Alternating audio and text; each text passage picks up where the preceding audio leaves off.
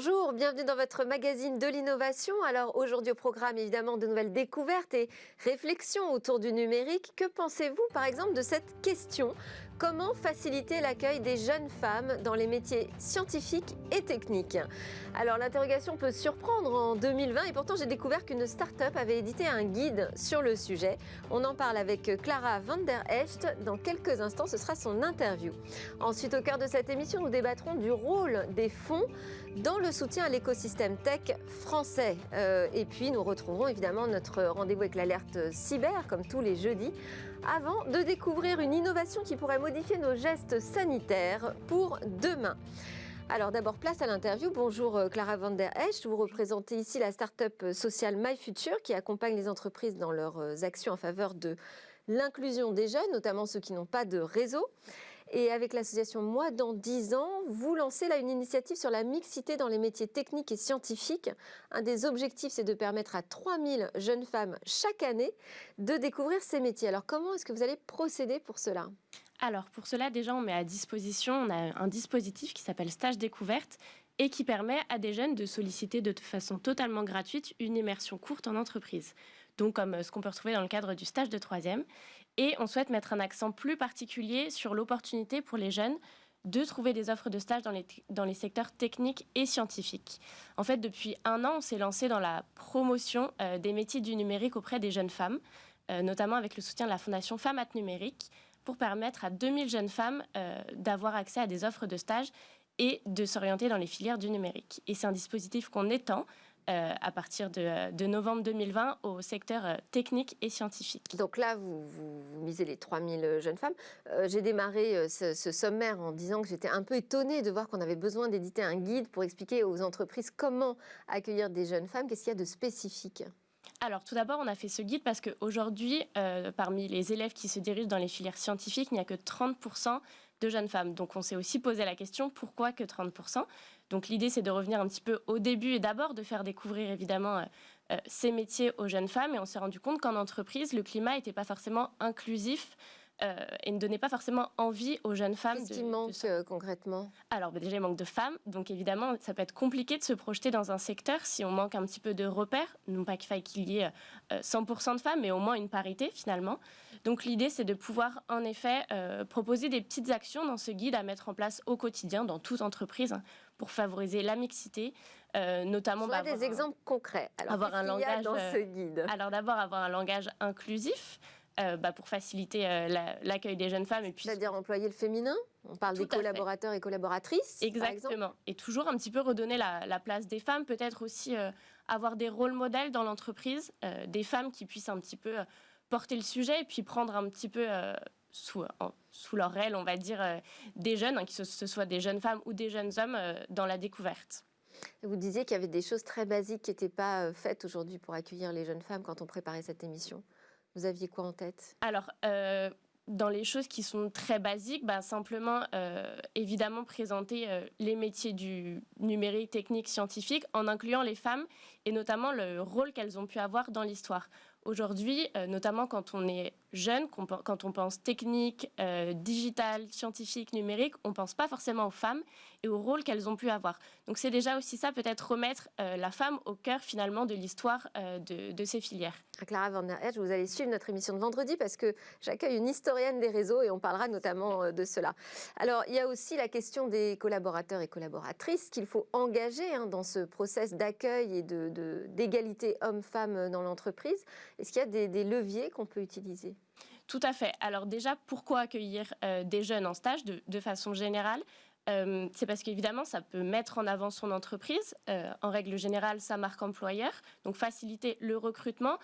En fait, en accueillant des jeunes dès le plus jeune âge, on crée une sorte de vivier de futurs candidats et candidates qui pourront ensuite prétendre à des stages un petit peu plus longs, des contrats d'apprentissage ou même un premier emploi. Donc ça, c'est déjà un élément.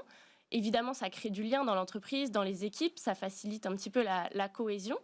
Et puis, dernier aspect, c'est toujours assez chouette de prendre du recul sur son métier, sur son quotidien en accueillant des jeunes, puisqu'ils ont un regard neuf, un petit peu extérieur au monde professionnel, qui est souvent plutôt valorisant pour l'entreprise. Vous disiez, on a commencé par dire qu'il y avait 30% des élèves seulement dans les filières scientifiques qui étaient des femmes. L'idée, c'est aussi d'aider les jeunes filles à faire des choix d'orientation en ouvrant davantage le spectre. Peut-être qu'elles se ferment des portes. Tout à fait. On a souvent, enfin, les jeunes femmes ont souvent une image un petit peu biaisée en fait de ce que représentent ces secteurs. Si on prend quelque chose comme le numérique qui est finalement au cœur de leur pratique aujourd'hui, elles ont souvent l'idée que le numérique c'est un homme qui est informaticien. Voilà, on n'a déjà pas une diversité de métiers, c'est souvent cantonné à un seul métier. Donc elles n'ont pas envie, elles ne se projettent pas en fait dans ces métiers. Ça paraît pas sexy, pas glamour et puis pas accueillant. Alors que finalement le numérique, la tech, c'est une diversité de métiers, de possibilités. Donc nous, on a aussi envie de promouvoir tous les métiers du numérique et pas simplement quelques-uns. Et c'est un secteur qui recrute énormément. Évidemment. C'est dommage de se priver de ce vivier-là. Alors, Ma Future et moi, dans 10 ans, co-anime aussi une plateforme qui s'appelle stagedécouverte.fr. Vous dites que c'est une sorte de Tinder des métiers, où là, les jeunes peuvent aller proposer en fait leurs services pour une période de, je ne sais pas combien de temps. De 1 à 5 jours en règle générale. De 1 à 5 jours, voilà, donc une immersion très courte dans des entreprises. Alors, on voit bien effectivement la motivation que peut avoir un jeune à proposer ses services gratuitement. En revanche, est-ce que les entreprises, elles, répondent vraiment présentes ? Finalement, oui, les entreprises sont plutôt partantes parce qu'elles ont déjà pour habitude d'accueillir des jeunes en stage, souvent de leur propre réseau. Donc, c'est intéressant aussi d'ouvrir à d'autres jeunes pour créer davantage aussi de diversité dans les politiques d'accueil des jeunes.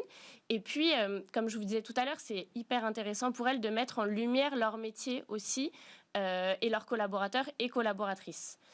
Donc, on n'a pas de souci majeur, en tout cas, à trouver des entreprises qui soient volontaires. C'est compliqué quand même de recevoir un jeune pendant 1 à 5 jours. Tout à fait. Parce qu'il ne va pas être opérationnel, forcément. Exactement. Donc, ça demande d'avoir quelqu'un à disposition pour s'investir en temps et le former ou lui montrer ce qu'on fait. Tout à fait. Donc nous, on essaye aussi d'agir pour faciliter l'accueil auprès des entreprises. Donc évidemment, la plateforme Stage Découverte facilite la gestion des candidatures, la réponse aux candidatures et du coup l'organisation du stage.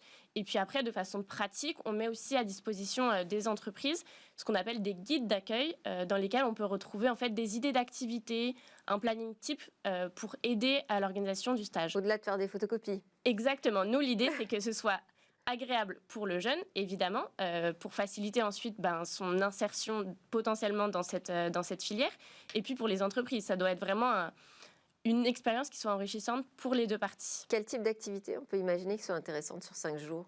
Alors, par exemple, quelque chose de très facile, si on prend les métiers du numérique, on peut demander à l'élève de réaliser son rapport de stage sur WordPress, d'utiliser les logiciels que l'entreprise utilise au quotidien, et puis toujours d'avoir des choses concrètes, donc peut-être réaliser un petit article sur le blog s'il y a un blog dans l'entreprise, voilà, ce type de choses. Vraiment des idées concrètes, pas forcément difficiles, mais en tout cas pour déjà découvrir concrètement ce qu'est le métier et non pas rester sur une chaise pendant toute une journée. Et est-ce que vous arrivez à sensibiliser ces entreprises qui évoluent dans le secteur des technologies ou le secteur scientifique sur l'importance de la mixité ? Tout à fait. Déjà, vous sentez qu'il y a un écho ? Il y a un écho, c'est très, très actuel. On sait qu'il y a des soucis, notamment de recrutement pour les jeunes femmes. Donc, il faut évidemment partir du collège pour déjà sensibiliser les jeunes femmes à s'orienter. Et ensuite, parmi les entreprises, elles y voient tout à fait un intérêt puisque ça permet de faciliter l'accueil et puis voilà, de toujours mettre en lumière leur métier et pas d'être cantonné, comme je vous disais tout à l'heure, juste à un métier auprès des jeunes. Tant mieux s'il y a une prise de conscience. Merci beaucoup Clara Van Der Esch, chargée de mécénat et de partenariat grand compte chez My Future. Nous, c'est l'heure de notre débat sur le soutien des fonds aux startups de la tech française.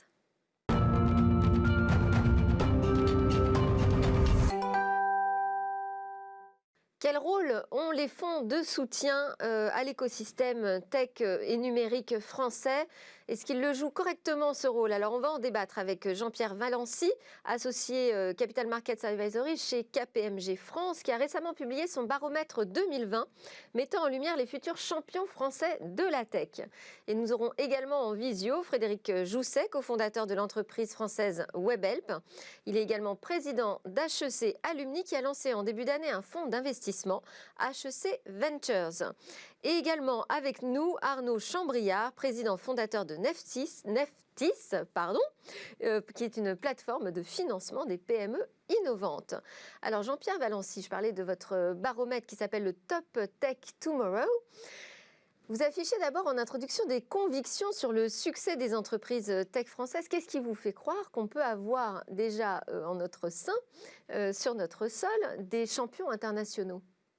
C'est plus qu'une croyance ou une conviction, c'est une réalité, puisque quand on se compare à l'international, aujourd'hui on a un niveau de levée de fonds et de nombre d'opérations qui sont de plus en plus comparables, je vais dire, par rapport à d'autres pays, comme l'Angleterre, l'Allemagne ou Israël, qui est un bon point de repère, puisque c'est un pays qui vit sur sa tech.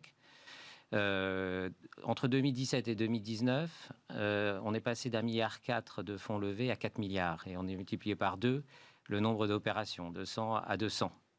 En 2020, le niveau, malgré le confinement, malgré cette morosité ambiante et cette dépression un peu rampante, en réalité, le montant levé sur le premier semestre a été du même niveau que le premier semestre 2019, à 2,3 milliards. Et le Q3 est également d'un très bon niveau, puisqu'on est à 1,2 milliard de levée. Donc on est sur une tendance, je vais dire, haussière globalement. Bon, avec 2020, un petit point d'atterrissage, mais on comprend bien, lié un contexte quand même très particulier. Absolument.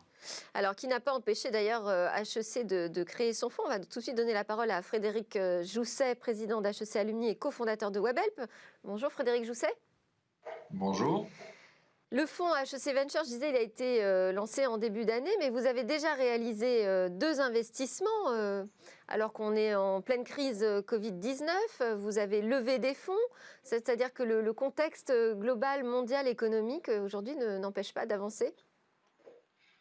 Il y avait une grande appétence, je crois, dans la communauté HEC, puisque c'est là que nous avons levé le fonds. On a 60 000 alumni. Et il y avait une grande envie de se mobiliser pour favoriser l'entrepreneuriat à HEC. Et donc, effectivement, en quelques mois à peine, on a levé 30 millions d'euros. Et les startups globalement françaises que vous surveillez maintenant de près, est-ce qu'elles s'en sortent aussi plutôt pas mal à travers cette crise ? Alors, en l'occurrence, le fonds a pour mission d'investir à 80% dans des startups cofondées par un alumni d'HEC. On a laissé 20% ouverts à des startups dont les fondateurs n'auraient pas fait HEC. Et effectivement, je rejoins les propos, on constate que les startups bien financées, bien dirigées, avec un bon projet, traversent cette crise avec les outils mis en place par le gouvernement, avec une certaine sérénité. Alors évidemment, on a envie de vous poser cette question. Pourquoi un nouveau fonds ? Est-ce qu'il en manquait ? Est-ce qu'on n'a pas assez de fonds d'investissement en France ?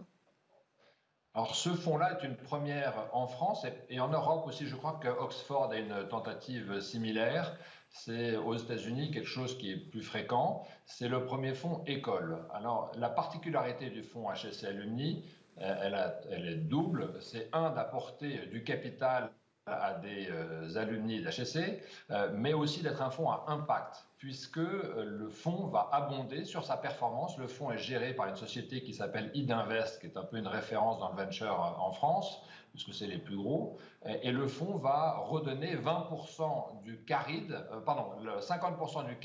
de la société de gestion, donc 50% des 20% traditionnels pour rémunérer la performance, à la fondation HEC pour l'égalité des chances. Donc on est à la fois là pour pousser l'entrepreneuriat HEC, donner à chacun du financement et aussi un réseau, puisque le fonds amène non seulement de l'argent, mais également le réseau des 60 000 alumni. Donc si quelqu'un veut se lancer dans la food tech et veut parler à un HEC chez Danone, eh ben, le fonds va faire cette mise en relation. Et en plus, il y a cet impact, ce give back à la fondation HEC. Alors on entend bien la spécificité, mais Jean-Pierre Valency, j'ai envie de vous poser la question à vous aussi, puisque vous êtes consultant, vous avez une vision globale du marché. Est-ce qu'aujourd'hui, on a suffisamment de fonds en France pour soutenir les entreprises françaises ? Alors, on peut voir les choses de 2 façons. On a beaucoup de fonds. On a des fonds étrangers qui viennent investir dans nos French Tech, puisqu'en réalité, à peu près la moitié des investissements ont été faits par des fonds étrangers. Cela étant, la demande est de plus en plus importante, parce que nos startups, je vais dire, fourmillent d'idées, de projets, Et donc, il y a un besoin considérable à la fois de moyens financiers, mais aussi d'accompagnement sur le terrain. Parce que les fonds, en réalité, n'apportent pas que ça. Alors, il y a différentes catégories de fonds, il y a différents comportements de fonds vis-à-vis des entreprises, mais dans l'ensemble, les fonds amènent une culture de la performance.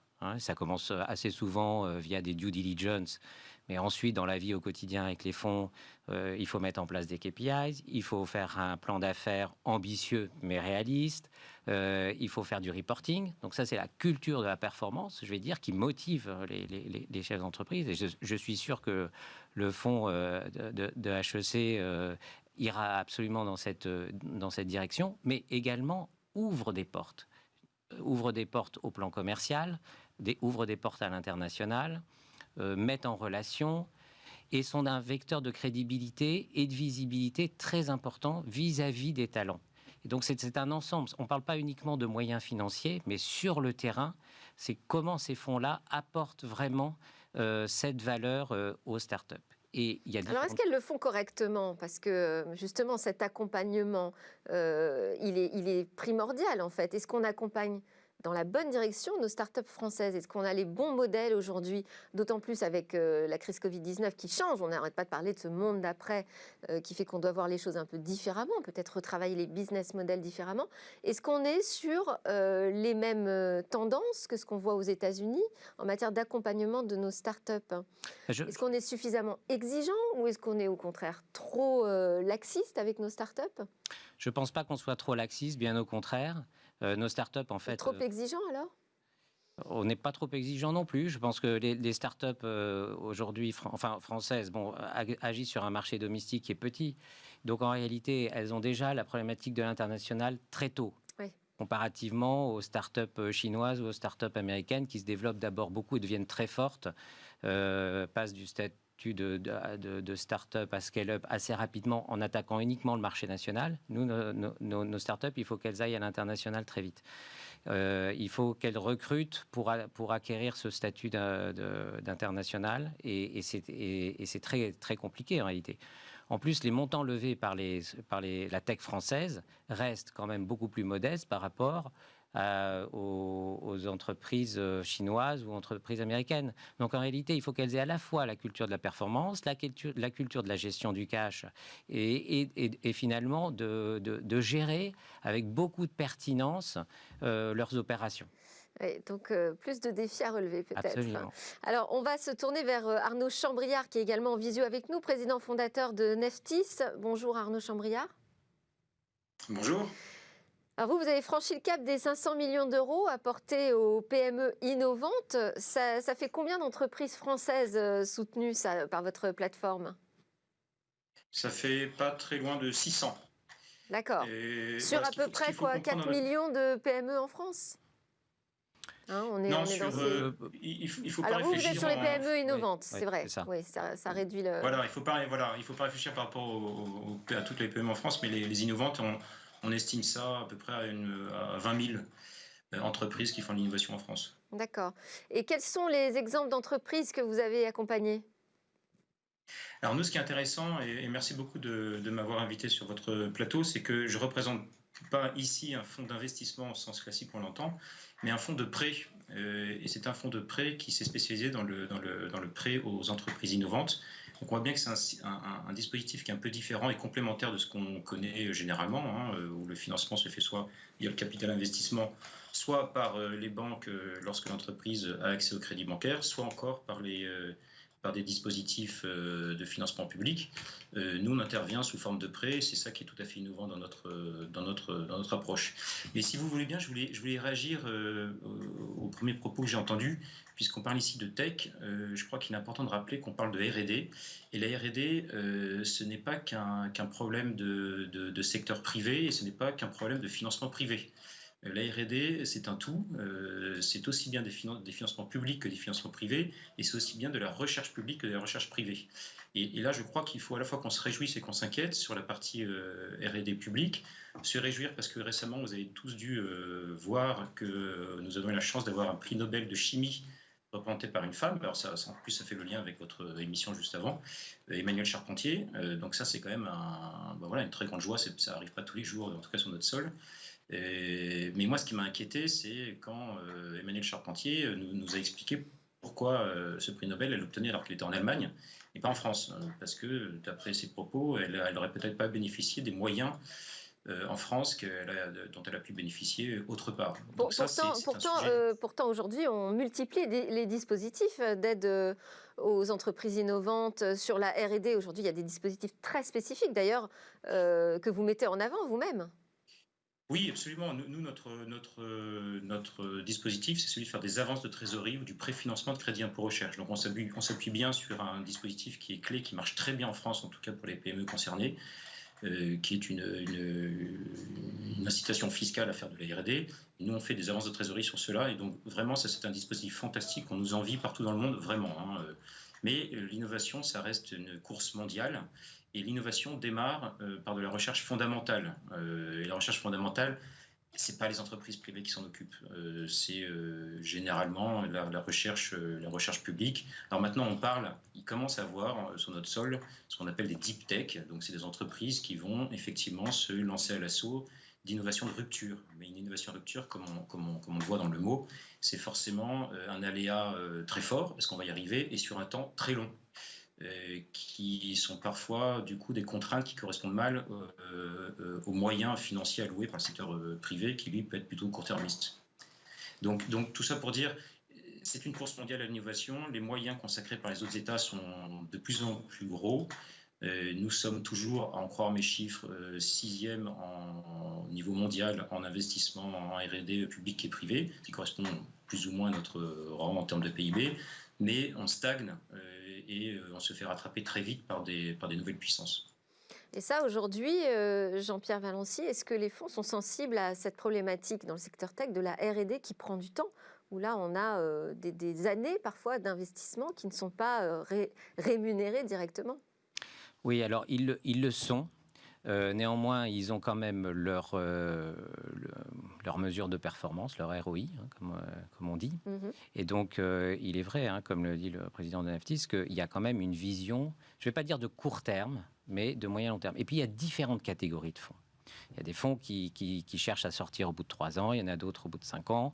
Il y a des corporate ventures, quand même près de 40% de l'investissement qu'on a pu constater au cours de l'année 2019 était fait par du corporate venture, qui accompagnent justement les programmes de R&D, qui accompagnent le développement à l'international et qui font bénéficier de leur réseau de distribution, je vais dire.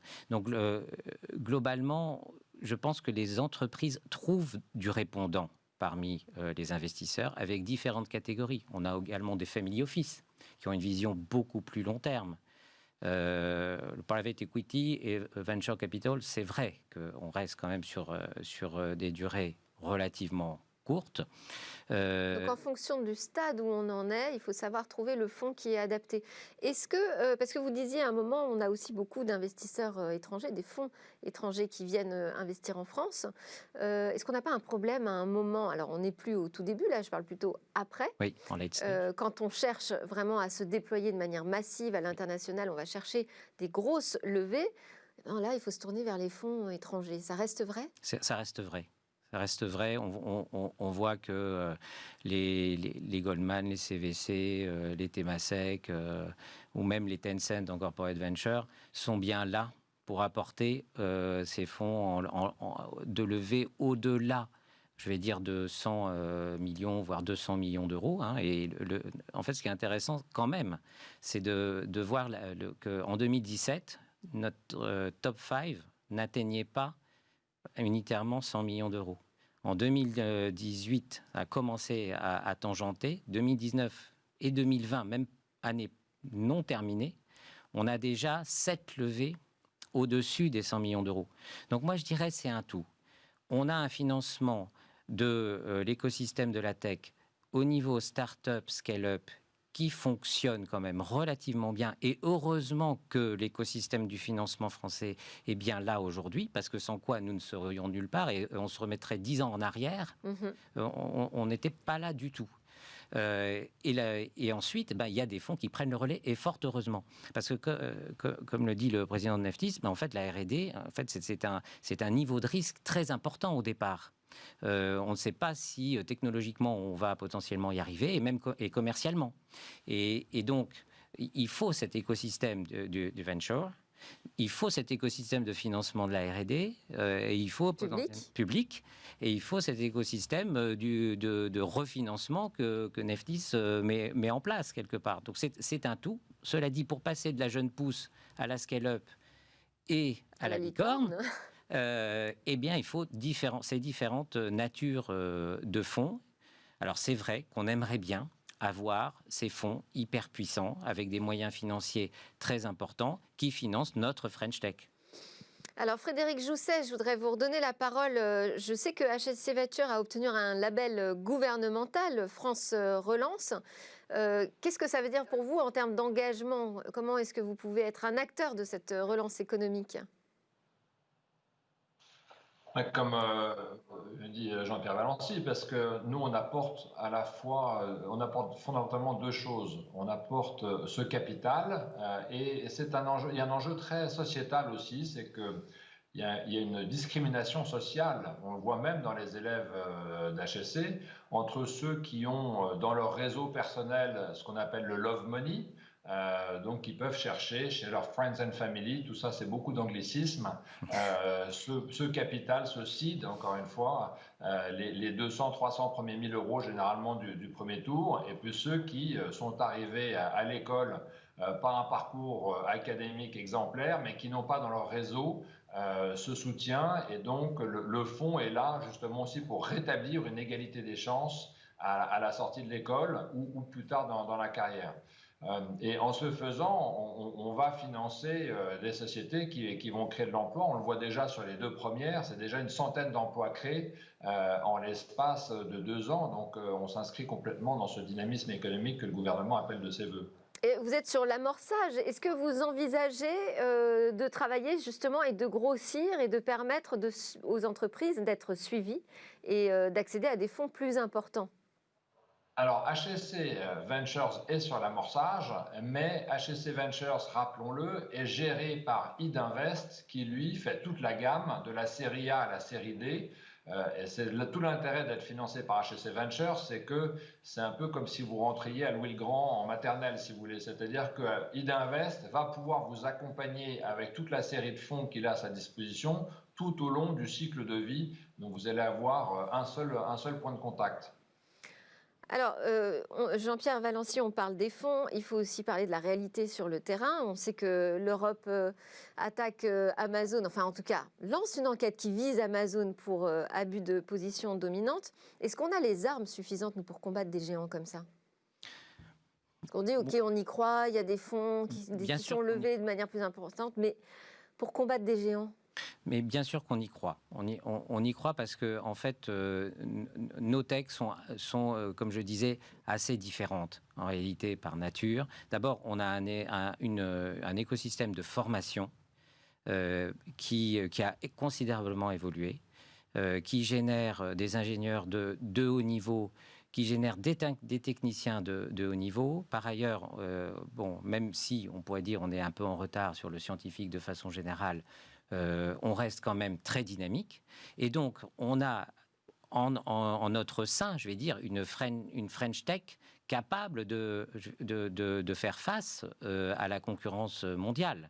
Il suffit de voir quelques exemples de sociétés. Je pense à une appli qui justement est sur la mise en œuvre de moteurs de recherche plus spécialisés dans certains métiers, qui est présente dans 120 pays. 120 pays, 900 clients. Vous avez un top 5 de nos startups françaises qui pourraient devenir des champions mondiaux? On n'en fait pas un comme ça. Voilà. Mais moi, je pense qu'elles ont toutes l'ambition de le devenir. Simplement, ça prendra plus ou moins de temps, et pour certaines, elles n'y arriveront pas. De toute façon, dans l'écosystème de la tech, on le sait très bien, toutes n'y arrivent pas, et y compris aux États-Unis ou en Asie. Et pour autant, on ne risque pas de vivre quelque chose comme l'explosion d'une bulle?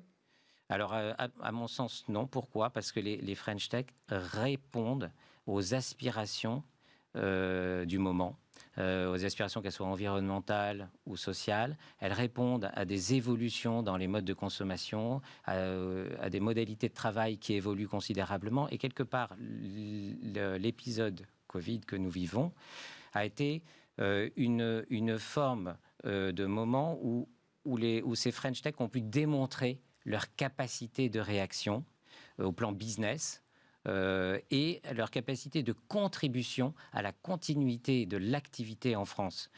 Si on prend des exemples dans le e-commerce, alors que ce soit des articles de bricolage ou de jardinage jusqu'aux produits de luxe, eh bien, alors on peut dire c'est facile de faire du clic, bien sûr, c'est facile de faire du clic, mais derrière, il y a toute la logistique à faire fonctionner pendant cette période. On a vu dans la e-santé la consultation, la e-consultation se développer considérablement.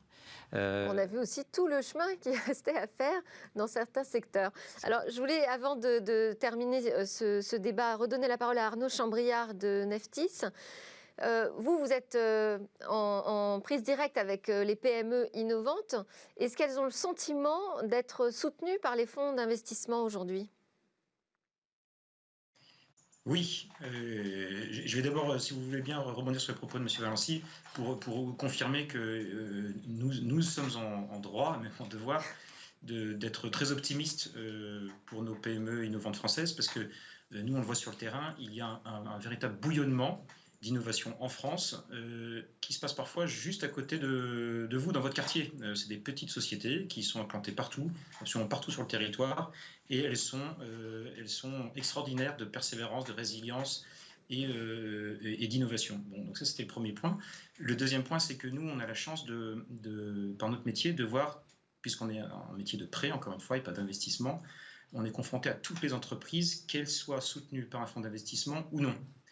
Et donc on a une vision qui est peut-être plus large que le simple vision des palmarès des levées de fonds, et on voit que effectivement elles sont heureuses, globalement en moyenne heureuses du soutien qui est accordé par les fonds. Comme le soulignait M. Valency, il y a tout type de fonds pour toute maturité ou toute prise de risque, donc là je crois qu'on est effectivement beaucoup mieux doté qu'il y a une dizaine d'années. Il y a une seule petite chose qu'on constate parfois, c'est que malheureusement, mais c'est un peu humain, les levées de fonds parfois deviennent un objectif plutôt qu'un moyen. C'est un peu le biais toujours de la course à cette communication ou à comment se faire connaître. Mais en tout cas, pour celles qui prennent les choses par le bon bout, c'est-à-dire je le fais comme un moyen de développer en fonction de la R&D que je veux poursuivre, elles ont ce qu'il faut quand même en France. Hein. On est beaucoup mieux qu'il y a 10 ans, je suis d'accord. Jean-Pierre Valency, je vais vous donner le mot de la fin. Est-ce que les fonds d'investissement, on sait qu'ils investissent aussi dans des boîtes étrangères, évidemment, hein. Est-ce qu'elles ont le sens de la responsabilité sur l'écosystème tech français? Est-ce qu'elles savent qu'aujourd'hui, une grosse partie de la réussite de ces startups françaises dépend d'elles? Des fonds. Je ne sais pas s'ils raisonnent en termes de responsabilité. Moi, je pense que ces fonds-là réfléchissent. Alors, les fonds français, bien sûr, je pense que là, très clairement, ils ont cette notion de la responsabilité vis-à-vis de l'écosystème de la tech, mais plus globalement de la société française. Bon, pour ce qui est des fonds étrangers, moi, je dirais qu'ils ont un raisonnement un peu froid, hein, puisqu'ils font des arbitrages entre les entreprises, et puis ils vont chercher ceux qu'ils pensent être les meilleurs dans leur domaine d'activité. Donc la charge à nous de leur montrer. Et on leur montre assez bien, parce que il y a quand même 40 véhicules d'investissement étrangers qui ont investi dans 80 licornes étrangères qui sont venus chercher nos French Tech. Très bien, merci beaucoup. Merci Jean-Pierre Valency, associé Capital Markets Advisory chez KPMG France, Frédéric Jousset, président d'HEC Alumni et cofondateur de Webhelp, et Arnaud Chambriard, président fondateur de Neftis. Juste après la pause, c'est l'alerte cyber.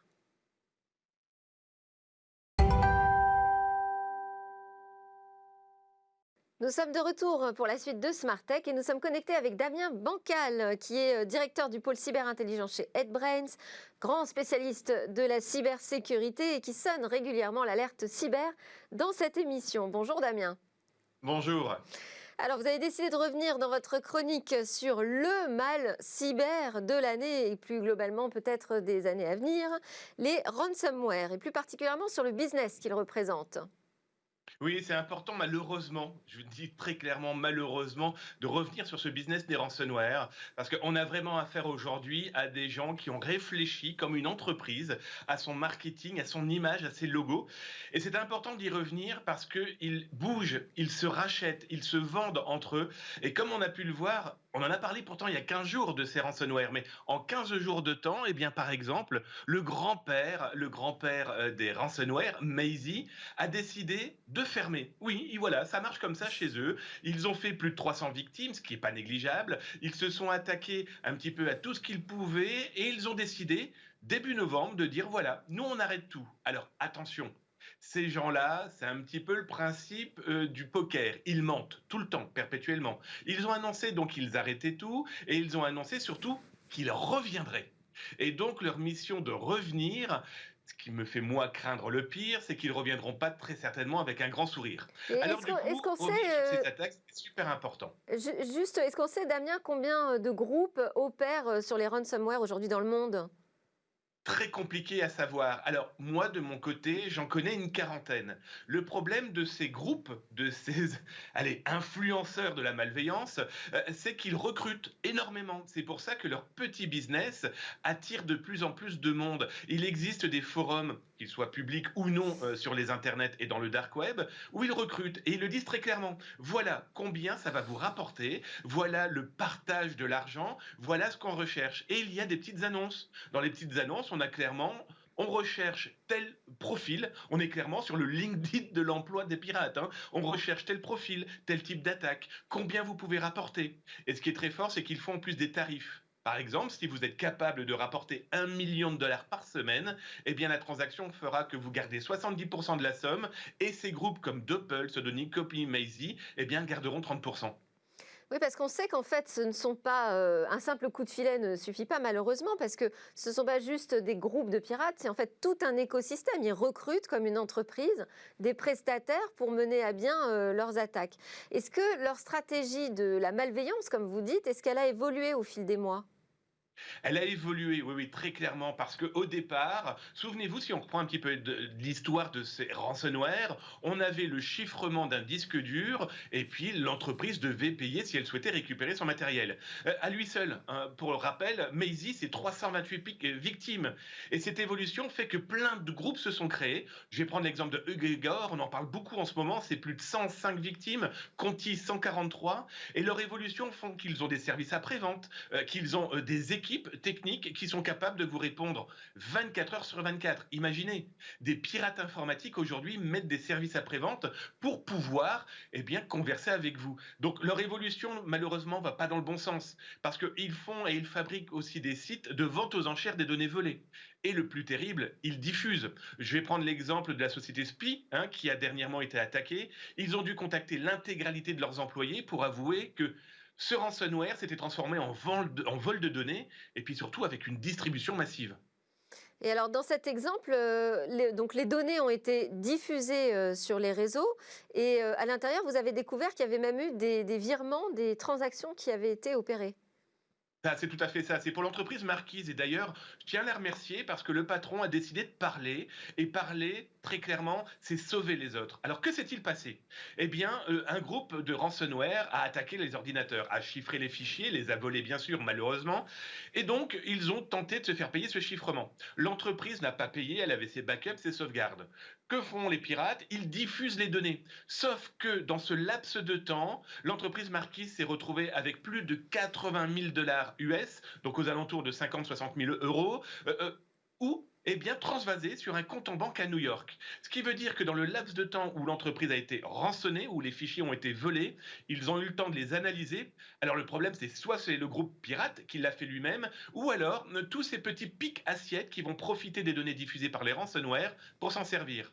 Cette entreprise s'est retrouvée avec plus de 80 000 dollars volés et transvasés en quelques heures. Vos histoires font faire de véritables cauchemars. Est-ce qu'on peut imaginer que ça s'arrête un jour, Damien? Ah, moi, comme je le dis tout le temps, j'espère que ça s'arrêtera rapidement, mais il faut pas être dupe. Il y a énormément d'argent chez ces pirates et donc du coup, l'envie perpétuelle d'attaquer. Alors, on peut espérer que, bien sûr, nos autorités travaillent dessus, et ça, il y a aucun doute. Et après, on peut arrêter aussi cette chaîne complètement démentielle en formant ses équipes, en éduquant tout l'écosystème de son entreprise, de la secrétaire à la grande direction. Ça sera déjà leur mettre des bâtons dans les roues. Mais quand je vois les dernières attaques, par exemple celles de cette nuit qui ont été annoncées, un simple courriel semble encore malheureusement trop efficace.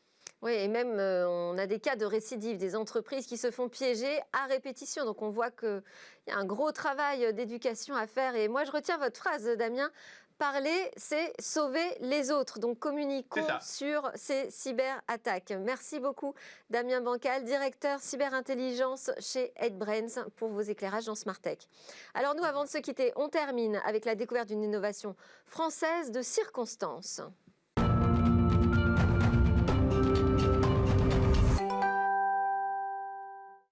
À quoi ressemblera demain chaque jour? Cécilia Sévry nous présente l'une de ses trouvailles. Alors, je suis très heureuse de te retrouver en plateau, Cécilia. Aujourd'hui, tu vas nous faire une démonstration, parce que tu n'es pas venue les mains vides. On peut voir qu'il y a une boîte sur la table dont tu vas nous dévoiler les secrets. Oui, aujourd'hui, je vous parle d'une solution sanitaire originale et surtout, vous l'avez dit, de circonstance.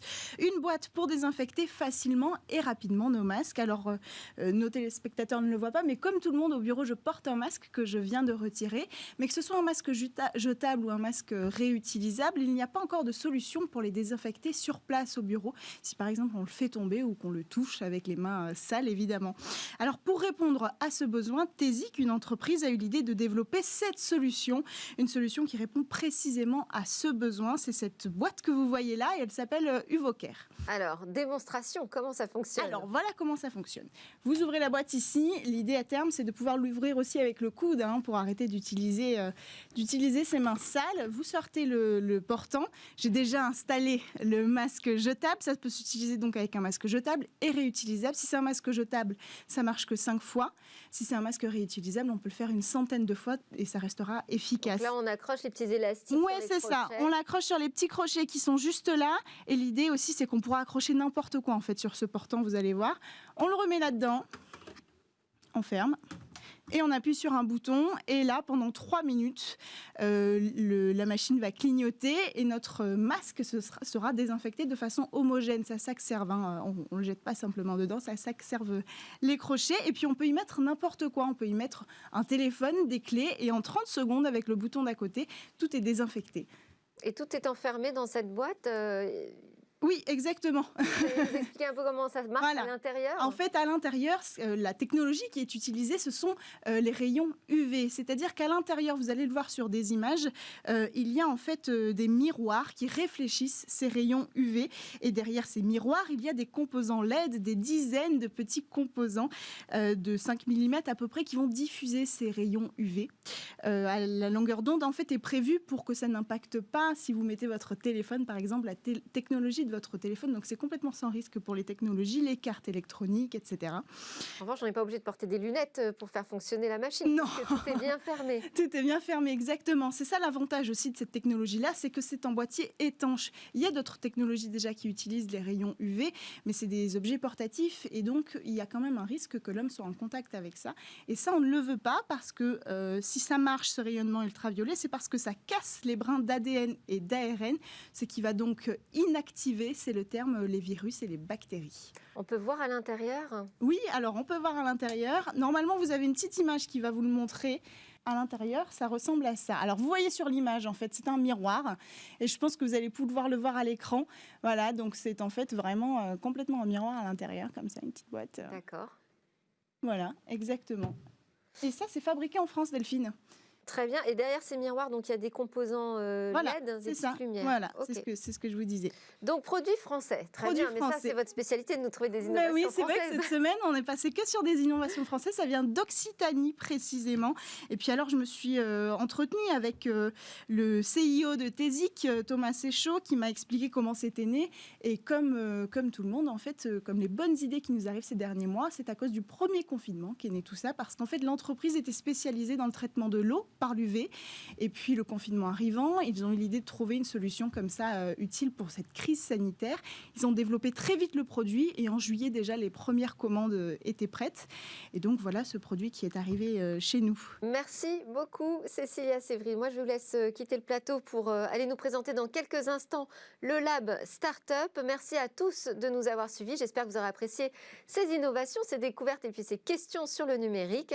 On se retrouve dès demain pour de nouvelles discussions sur la tech.